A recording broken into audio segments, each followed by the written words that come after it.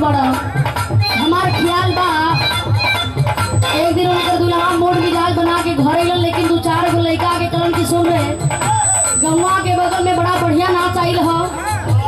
मेहरारू से तो रोजे भेंट करे के तनी चलाश करके नाच देख लिहल जाए। दुल्हा नाच देखे जा तब भोरे में आइल हो।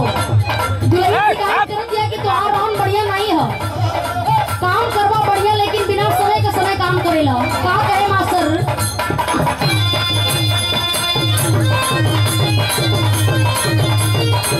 ये कहे साजी से नाच देखे गईला